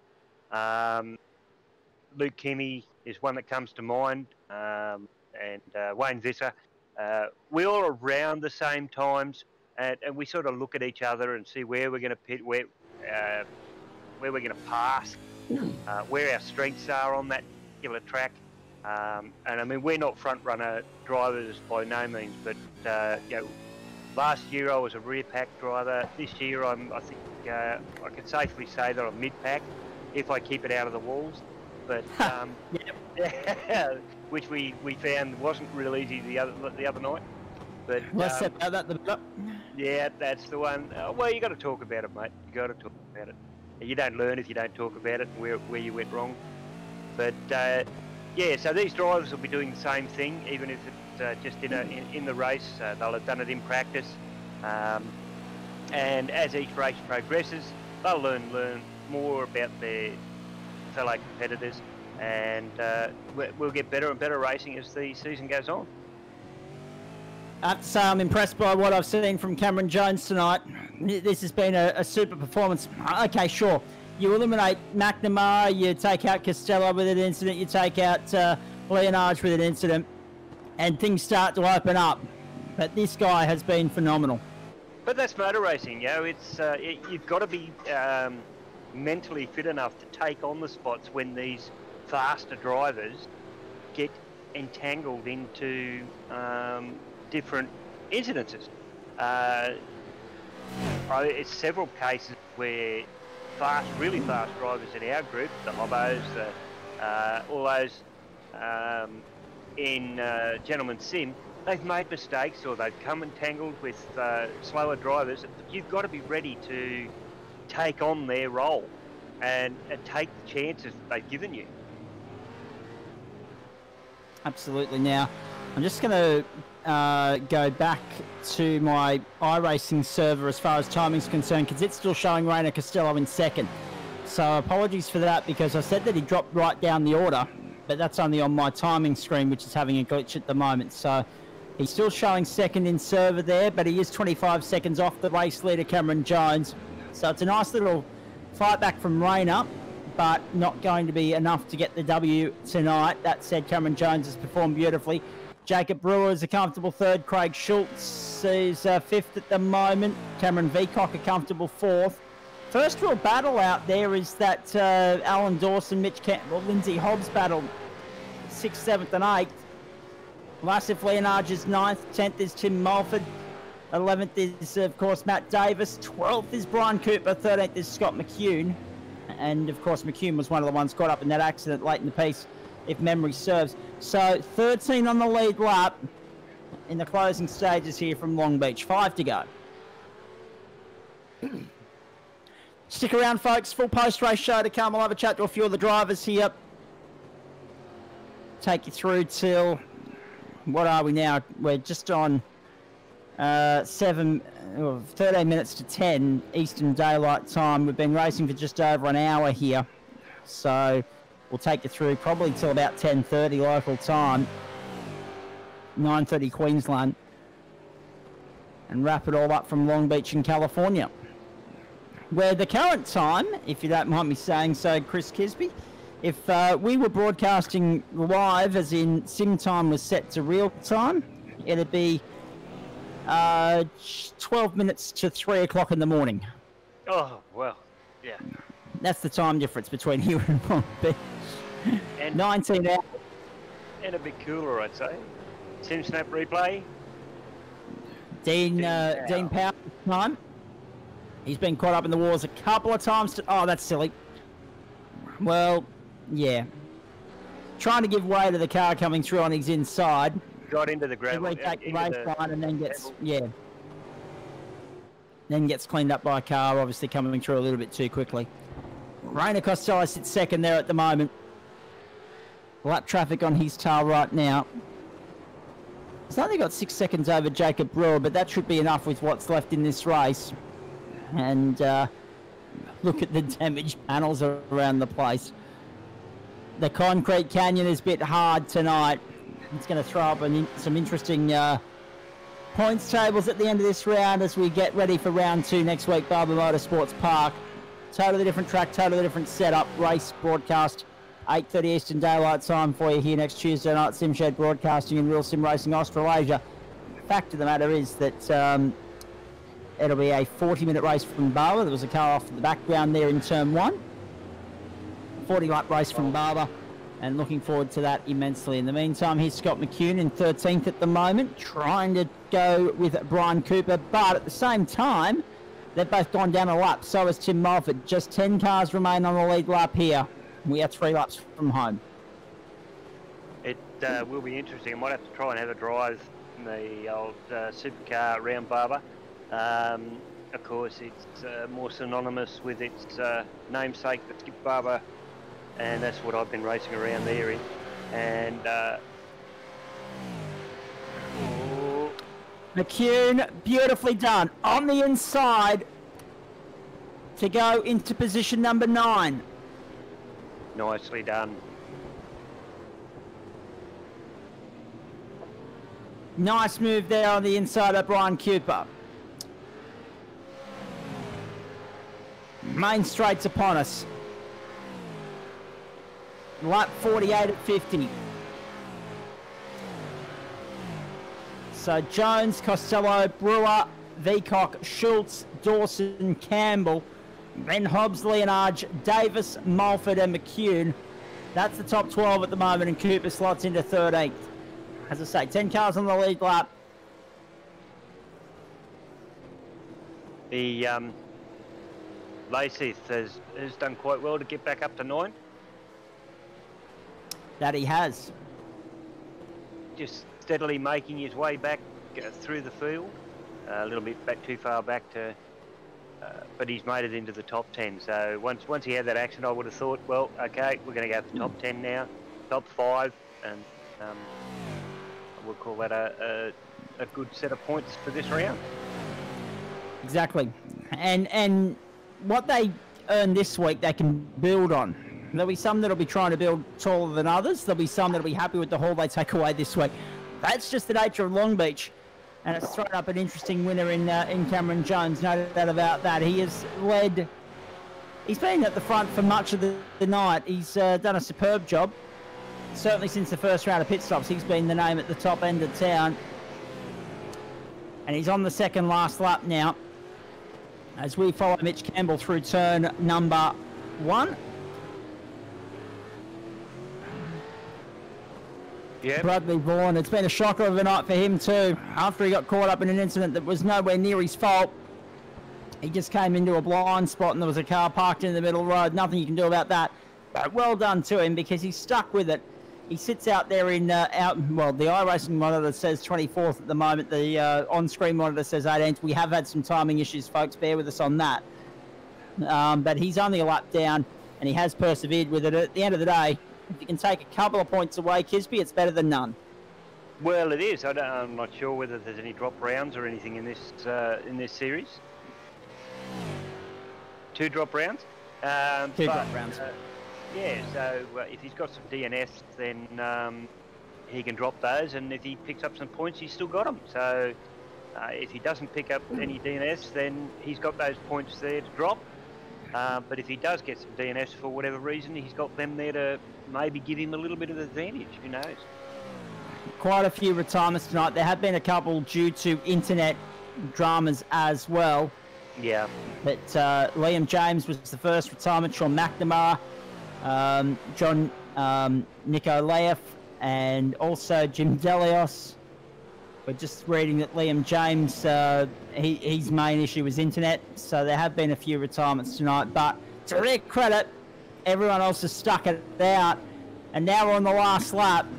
Cameron Jones, what about this, ladies and gentlemen? It's been a superb performance. Nice job. Just over an hour and 9 race time here.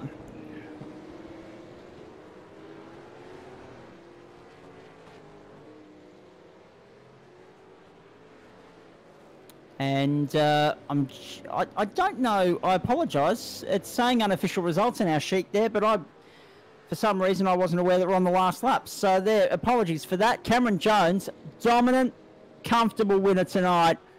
Round 1 of the Nationwide Tracking Systems Supercar round from Longbeach. And again, that just comes back to the fact that we've had some, between the three of us, we've had a couple of glitches and some timing issues, but 50 laps in the books. And 1 hour, 8 minutes and 21 seconds for Cameron Jones to get the job done. Round 1 of the championship. Rainer Costello, a very comfortable second, but a very distant second in the end. 28 seconds behind our race winner as the Victorian brings them back to the pit lane. And he will be able to celebrate accordingly once he's parked up. Well done to Cameron Jones from Rainer Costello and Jacob Brewer. Cameron Veacock in for 4th and Craig Schultz 5th. Alan Dawson, Lindsay Hobbs, Mitch Campbell, Lassif Leonage, and Matt Davis, the top 10. There they are on your screen. Holden getting the job done, in fact, 8 in the top 10. That's dominant, if you don't mind me saying so. In the end, only 8 drivers coming home on we had a Ford second, mate. We had a Ford second. At least there was a Ford in there. At least there was one. That's the top 10 for you. Let's have a look over the page if we can. From 11th to 20th. It'll be Scott McCune, Tim Mulford, Brian Cooper, Peter Crossingham, Simon Chadwick, Christopher Ireland, Blake Urquhart, Ashley Davis, Ben Morris, and David Kirby. Outside of that, 21 through 30, and apologies, folks, we're not having any luck with that whatsoever, showing you 11 through 20, but 21 through 30 is Robert Crisdale, Darren Caldwell, Dean Power, Bradley Vaughan, Riley Simmons, of course, started from pit lane. Sam Katakazinas, David Leslie, Chris Barnes, Jet Johnson, 3 laps down, and also Craig Newell. And then 31 through 40, if you don't mind. Let's try that. Wade Michael up into 31st. Alex Court was 32nd. Shocker of a night for him. Craig Hopkins. Then, of course, Jason Dibadito, Daniel Schultz, Steve Vella, Jim Delios, John Nikolaev, and Sean McNamara with Liam James rounding out the field there. Lee Davis, of course, the safety car not appearing tonight, not seen at all. That's a good thing, Chris Kisby, but somewhat surprising, I'd say, given that it was Longbeach and we went through unimpeded. There's the championship points, Rainer Costello. Yeah, actually, no, we'll come back to that in just a moment. Actually, no, there they are. So that's the championship points on screen at the moment at the end of the opening round. And, of course, Rainer does get bonus points for pole there, so that will be the difference. 3 points to Cameron Jones. Then Jacob Brewer, Cameron Veacock, Craig Schultz, Alan Dawson, Lindsay Hobbs, Mitch Campbell, Lassif Leonard, and Matt Davis, the top 10. Only 21 points separating that top 10 at the moment, but let's see how that plays out as the season unfolds. And what should also be noted in amongst all of that, the fastest lap of the race, I do believe, might have also been clocked by our winner there, our championship leader there in Rainer Costello, the 4:44.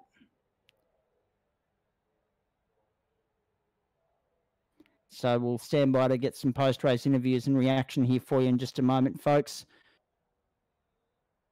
Good night at the office, that. Good racing, as per usual. Been a lot of fun.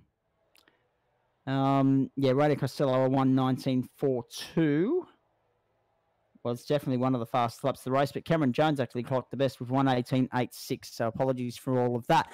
A lot going on here tonight, folks. Geez, what a night, what a race, what a way to start the season, and hopefully we'll tidy a couple of things up for next week. But in the meantime, Jacob Brewer's first up into the chat room post-race here, as we get some reaction from the man that finished third tonight. Well done, mate. Obviously, a distant third, a difficult race, and not too many cars not walking away from Longbeach with some panel damage. How'd you find it?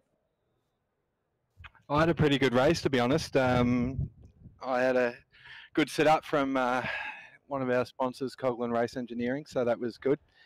Just quickly, I'll thank all the boys at E1 Sim Racing. We've put in a heap of work for the start of the season, and it's good to get some reward for us early on. I'll quickly go through a couple other sponsors because last time I was in here I forgot, and Anton was a little upset with me, so I had to apologise to everyone. But Total IT Solutions in Brisbane and RSW Graphics, and of course we've got to thank Nationwide Tracking Systems, their sponsor of the whole thing, and JP, of course, who puts it all together. So yeah.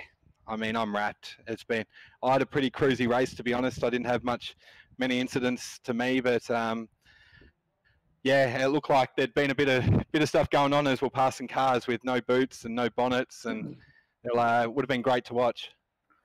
Any other night, we would have probably seen 2 or 3 safety cars, but to the credit of the professionalism, of the quality of the field here, mate, no safety cars. So that was a hard slog, full ball for 50 laps.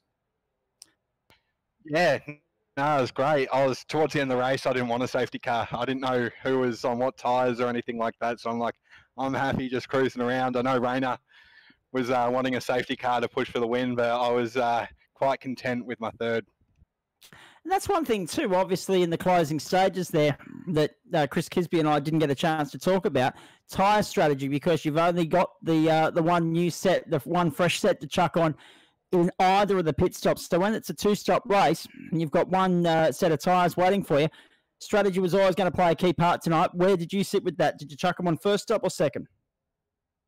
No, we did second stop. We thought I pitted a lap early on my first stop and managed to jump the car in front, which I was happy with. And I just thought do a short stint on those tyres while they're already hot, and then jump in and finish off the race with a new set. So that was how I went about it, and it worked well.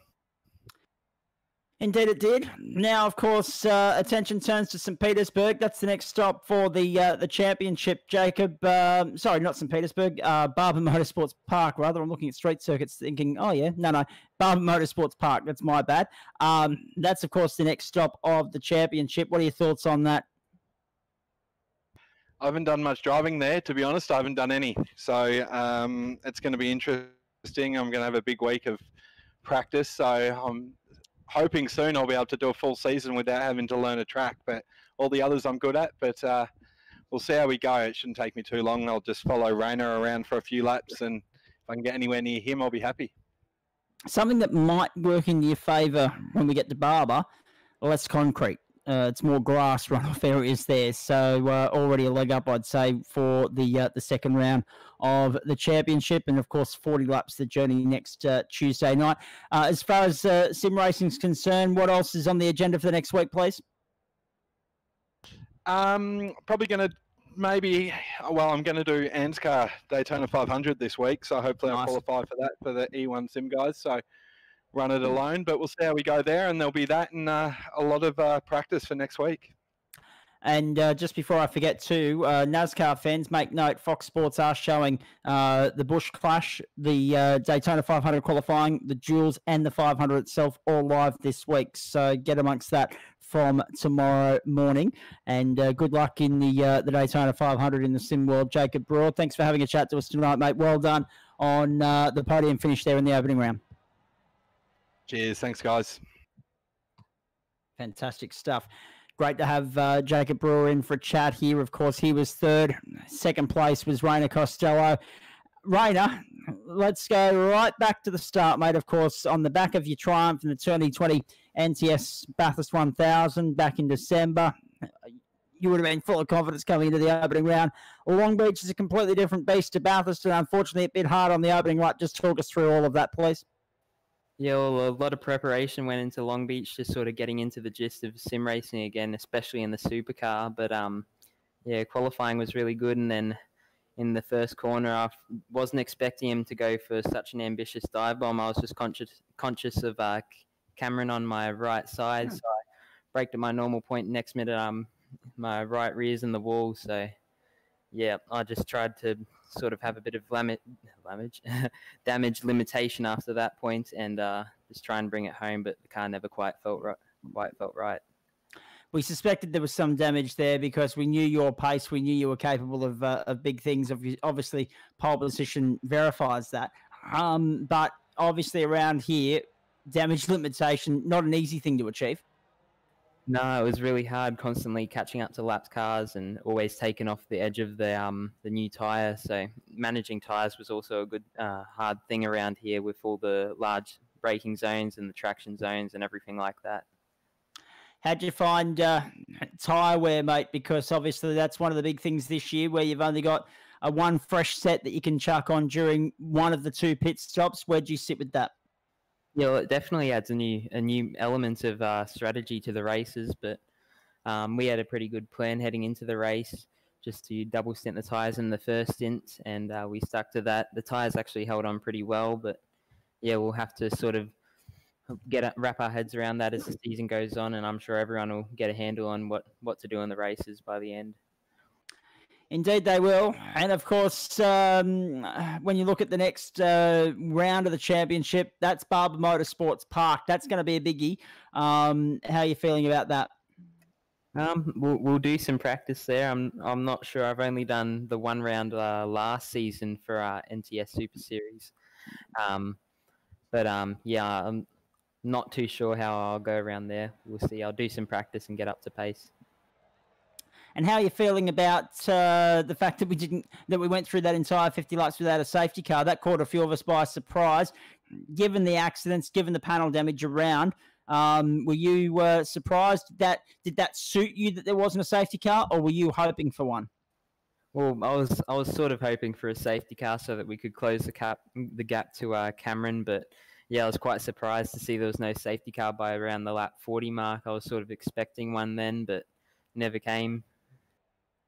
No, it certainly did not, but who knows what might unfold later on in the season. Rayner Costello, well done, mate. Congratulations on a terrific result tonight. Obviously not an ideal start, but you brought it home well. Yeah, it was great. I'd like to thank E1 Sim Racing for all their support. Congrats to Jacob on P3. That's awesome to have both cars on the podium. Coghlan Race Engineering, Total IT Solutions Brisbane, Abruzzi Simware, and Nationwide Tracking Systems, and everyone that makes this series possible. Indeed, mate. Well done. We'll catch up with you next week. Good stuff. Yeah. Rayner Costello there. Now, let's bring in the talk of the town tonight, ladies and gentlemen. the man that got the job done here. He was the 2020 OSR Dev Champion, and now he's the man to beat. He's got the target on his back in the NTS V8 Super Series as well. Cameron Jones, congratulations, mate. Second on the grid. It was an interesting start. You managed to avoid the carnage that was unfolding around you, but when push comes to shove, you capitalised on the carnage at turn one, turned it into a big lead, and in the end, it was unassailable. 28 seconds the margin. Well done. Thank you very much. I thought it was going to come to a quick end on turn one. Didn't we all? I think we all thought that. I mean, obviously, talk us through your viewpoint of the incident, because you were down there side by side and it was 3 wide there at a point going into turn one. It looked like Raynar got touched on like the tail light, and I thought I was going to get pushed into, but somehow I sneaked by. And I thought Bradley would have got a drive through for it, and I was planning on just saving fuel behind him, but that didn't go to plan. Might have been deemed a racing incident from race control. We still haven't found out the wash of all of that. But in saying all of that, Cameron, to then put the eyes forward, focus on the task at hand, and not have too much stiff competition around you. How'd you find that? Because we know some drivers, they perform better when they've got someone there pressuring them. You tonight, you didn't really have that. I definitely felt better chasing someone or being alone. Really helped me save the tyres. I did a 35-lap stint on the first set of tyres, so it really helped with that. So there you go. That's interesting, Chris Kisby, as I bring you back in. More drivers saying we took tyres on at the second stop rather than the first, so it was a long first stint on tyres, and that I don't know necessarily whether that'll be par for the course for the rest of the season, but tyre wear obviously pretty good if you can manage the car enough. That's right, Zach, and congratulations there, Cameron. It was great to see you go around there tonight. But yeah, no, that's the whole thing about it is that if they get that first qualifying in and they get a good time in on those tyres, conserve the tyres for the first part of the race, then they can pick their times, as Cameron and a couple of the others have said, that they can pick their times where they change their tyres and get a good run home. You obviously went the second one there, Cameron. How was the car and the setup of the car, and how was the track once you got going? Honestly, the car felt better towards the end of the stint on the older first set of tyres than it did on a new set. I don't know whether I just got used to it or... Well, does it take longer? How long does it take for those new tyres to actually warm up for you? A good 3 or 4 laps until they're up to temperature. Yeah, so you're pretty much on the edge for those 3 laps, aren't you? And if you've got someone chasing you down, then you've got to be even worse, even more careful. And yeah, if you're pressured, the tyres can go from good to nothing instantly. Yeah, Cameron, just going back to what you were saying there with Chris, interesting that there wasn't a safety car tonight. Did that work in your favour because of the fact that you had the lead, or would you have liked the opportunity to just stretch the arms and rest a little bit halfway through the race there? Because 1 hour full tilt in these cars with only a couple of pit stops thrown in for good measure, that's a hard slog. It's definitely hard, but no safety car worked in my favour big time. So eyes forward now to Barber Motorsports Park. You've clearly cemented yourself as someone to watch in this series and as a contender that we'll keep our eyes on. And what are your thoughts on Barber Motorsports Park and the series as a whole? Now that you've got one win under your belt, is this something that you can go on with, or are you wary of the stiff competition around you that didn't necessarily have the best run tonight? It's never going to be easy, and you never know what can happen, but we'll just keep pushing on. Barber isn't one of my favourite tracks, but we've got to deal with it. Oh, you don't like the big spider? Oh dear. Just in the wash of things, Cameron, obviously there'll be a few people you want to thank tonight. Yes, there is a few. You've got to get this list 2 seconds. Here's your chance, mate. Here's your chance. Oh no, I've lost it. Oh. Wing it. No, see how you go. I literally just joined this team 2 days ago. So. All right, so it's KCLD Cleaning, Germani Trophies and Engraving, Origin Graphics, 87 Creative, JR Productions and Media, High Performance Videos, Harrop, Adrad, Natrad, Valvoline, Too Easy Finance, West End Mazda, and Parramatta Isuzu Ute. One question I should have probably asked actually, Rainer Costello's still in our chat room here, so if he's available and can unmute his microphone, I'll pose the question to the pair of you. I'll go to Cameron first and then to Rainer. How are the stamina levels after a full-on 1 hour slog? Cameron, how do you hold up after that? Pretty sweaty. Yes. I feel your pain, mate. I feel your pain. Well, actually, Kisby, I'm not sure if you know what sweaty's like being Tasmanian. Yeah, trust me, I did. We had a heat wave the other day. It got to 21. Ooh. That's it. 21's nighttime minimums here. Rainer, how about you, mate? Obviously, you're young, you're youthful, you're full of energy, full of beans. But how do you pull up after an hour in the car, in the cockpit, I should say? Well, I've done a few long stints in 24-hour races and stuff like that, so I'm doing all right at the moment. So I'll probably go to bed soon, have a sleep. That's the way. And of course, being as young and youthful as you are, is there school on the horizon tomorrow? Yep, sure is. How does that fit into the mold when it comes to sim racing? Do you have to race home from school and get the homework done, or are the teachers lenient for you? No, I mostly get it all done in class and manage my time well, so I can have lots of time to do what I want to do in the afternoon. So, yeah. I like his style. I really do. There's the difference, mate. There's the difference. Yeah, back in my day, we had to do schoolwork when we were at school. We weren't allowed to do our homework. No, I wasn't allowed to do my homework either. Here, take it with you and have it and do it after the 1 hour bus ride. Yeah. Just when you felt like going to sleep. Oh no, we've got to soldier on a little bit more. No wonder I had a 7-year relationship with Coca-Cola. Keep the caffeine levels up and the sugar as well, I might add. Not recommending that to anyone because it doesn't end well when you visit the dentist. But anyway, let's move on. Cameron, back to you. One round into a 16, 17-week season, it's hard to get a gauge of things, but already you'd be aware of the guys to watch around you, I'm sure. Yes, definitely know who to watch out for and who to keep an eye on in practice. How hard is it when obviously, the format tonight, there was no practice. It was literally jump in, straight into qualifying. How hard is it to just go bang and switch on? It's not bad because the last week of official racing is all Longbeach. So I just did all my practice then and yeah. Excellent.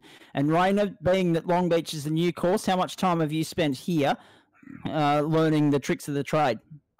Well, I bought it at the beginning of this week and I've just been doing a lot of laps, just getting my eye in, trying to get the pace first and then work my consistency up. So that's sort of how I approach the track. You do realise how inadequate you're making me feel, Rainer, don't you? Oh, dear. Chris Kisby, ladies and gentlemen, expert comments from down in the Apple Isle. Well done.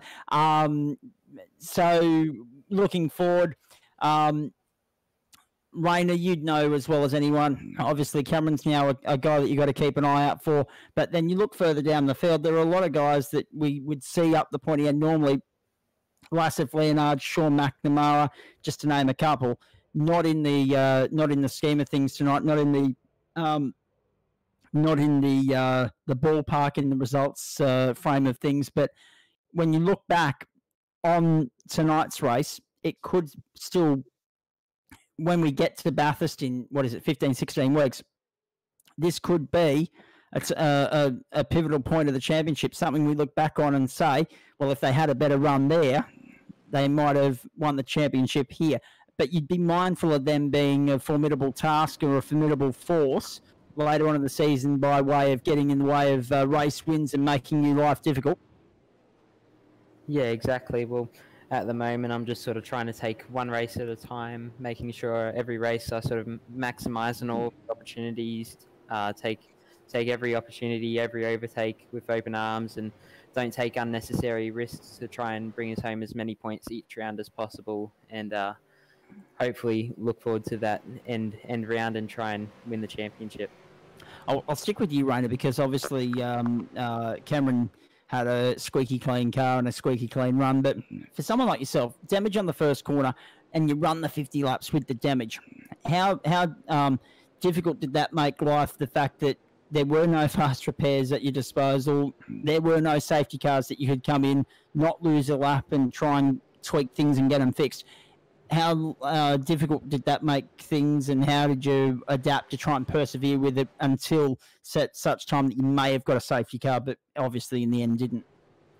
Yeah, well, after lap 1, obviously the right rear corner hit the wall pretty hard, so we were really struggling there, and I think there was like something wrong with the rear suspension. It just, every time on a traction zone, it wouldn't quite hook up to the track. So yeah, I was just sort of trying to manage that, not get on the gas too early, and yeah, just bring it home without ruining the tyres.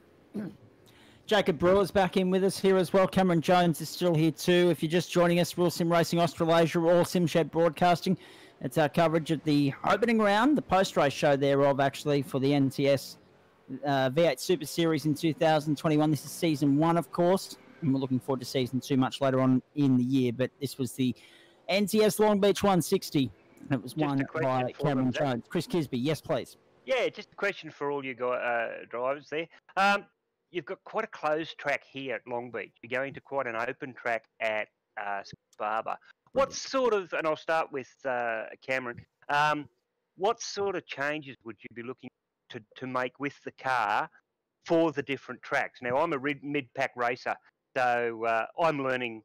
Don't give away anything to your competitors, but just sort of general things that you'd be looking to change in the car to get better performance out of that track. Honestly, I wish I could answer that for you, but I just use VRS setup and I just set it in and off I go. I'm a VRS fan, and I make final tweaks because they are so much faster drivers than I am, and I've got to put more brake bias on because I can't handle the car at their brake bias. So yeah, that's interesting. Rainer?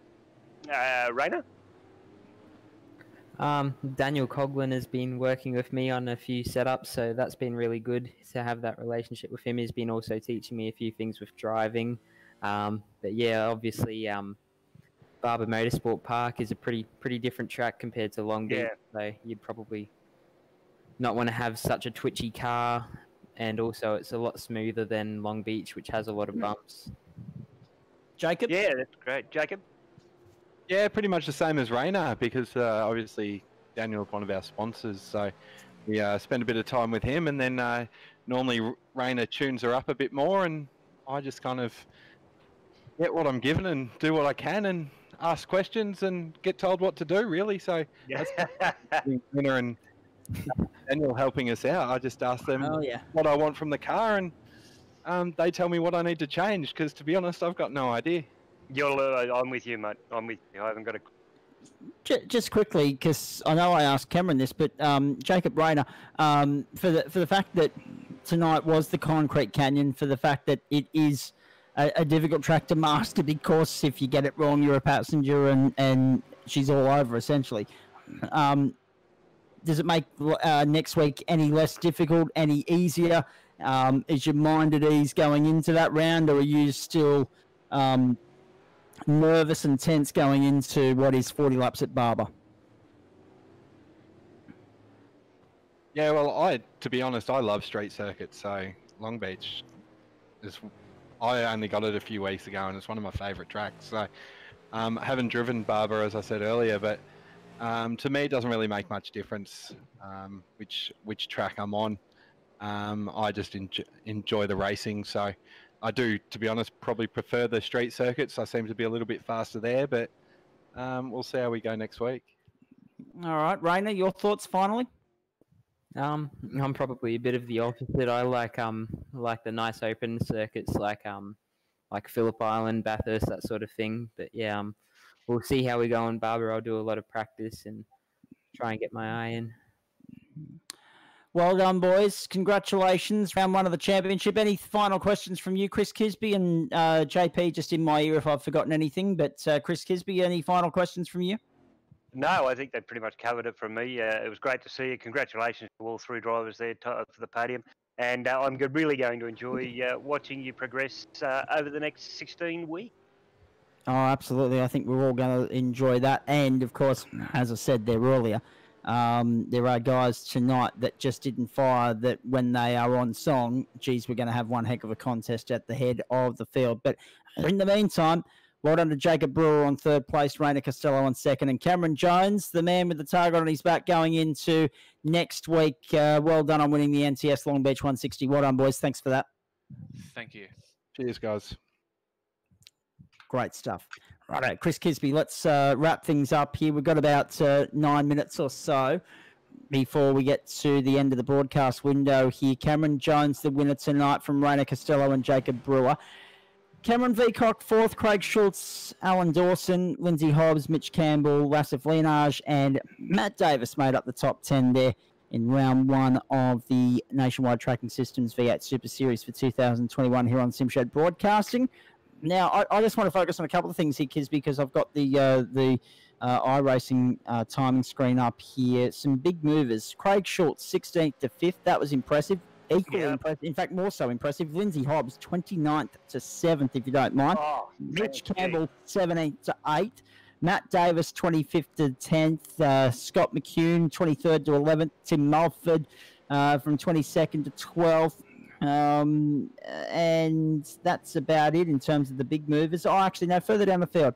Riley Simmons from 34th to 25th, and Sam Katakasinas from 36th to 26th. There were some big losers in all of that, but there were some big movers as well. Wade Michael, after starting last on grid, obviously there were two in the pit lane, but he moved up to 31st as well in what was a 40-car field. So right throughout the field, there's plenty of tales for the tape. There's plenty of stories. There's a bit of head scratching and a few other things going on, but all in all, a safe start to the season. Yes, there was a little bit of carnage. Yes, race control will have a look at that, but to go 50 laps around here without a safety car, despite all the first corner madness, that bodes well for the rest of the series, and it's a tip of the hat to the, I guess, the calibre of this field. Rainer's as young as 15, and we've got drivers in their 30s and 40s probably in this field as well. But when you got such an age range and such versatility in terms of their I ratings and everything else and their experience with this platform, but to go 50 laps around here without a safety car, got to give that a round of applause. Most definitely, Zach. It's one of the things that happens racing is the yellow flags. I've noticed a couple of the comments coming through on drivers' respectfulness within the race, apart from the little bit of carnage in the lap 1 and 2. The blue flags were well utilised, and the drivers let the cars through. They're all respectful of that. But the standards are just up there. It's as good as anything I've seen. And I'm in it just 12 months now. Probably not much longer than you with the Gentleman Sim Racing Club, and yes. That's the first one that I came into, and our standards are pretty high in there, and this matches up with them quite well.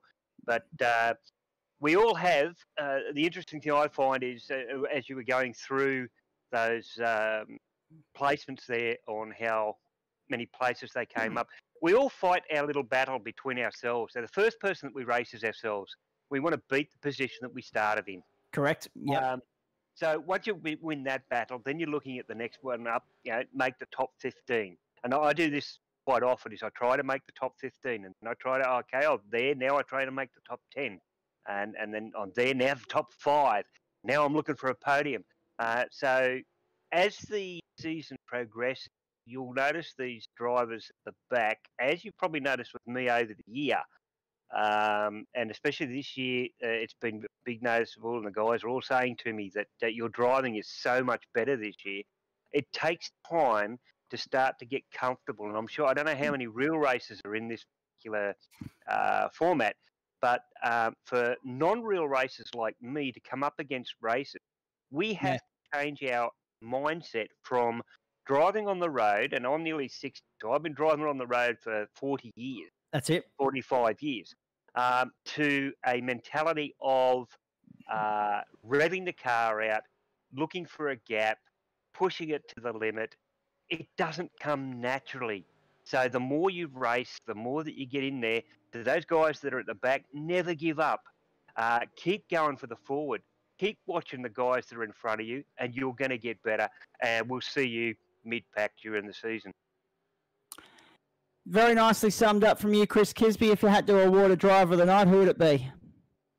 I think we touched on it before. Was it Brady? Who, even though he got copped out early, Bradley Vaughan, that's right, yeah. Bradley. So he stuck with it right to the end to get those points. So and he made his way back up and got back up through the field again. So mine would go to Bradley.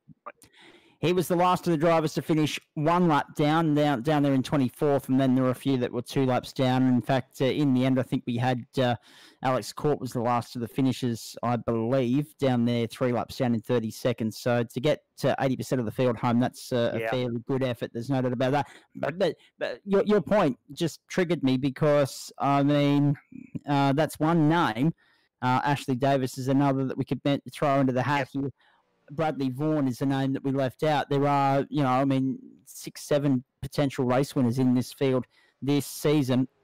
And you've got 2 of them, you've got 3 of them on the podium tonight. You can add Sean McNamara, Lassif Leonage in there as well. And then add, of course, Bradley Vaughan. So some really top-notch racing to come in the NTS V8 Super Series. That's not quite it. Before we go, yes, Chris. For you, does this track remind you of the Gold Coast?